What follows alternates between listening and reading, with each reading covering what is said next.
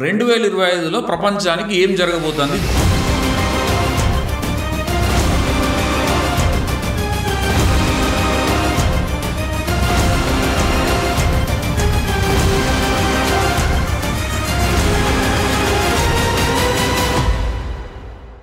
So దీనికి కొన్ని dots connect చేసుకుందాం మనం. సో దీనికి ఒక చేపకు సంబంధం ఉన్నది. ఏం చేప అంటారా? దాని పేరు ఓర్ ఫిష్.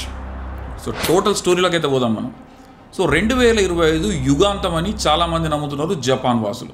ఎందుకు అంటే జపాన్ దీవుల్లో మనకు 2011లో సునామీ వచ్చి భూకంపం వచ్చింది, అందరికి గుర్తు ఉండే ఉంటుంది. సో ఈ 2011 భూకంపం వచ్చే ముందర ఆ సముద్రంలోంచి ఒక ఫిష్, ఓర్ ఫిష్ అనేది బయటికి వచ్చింది.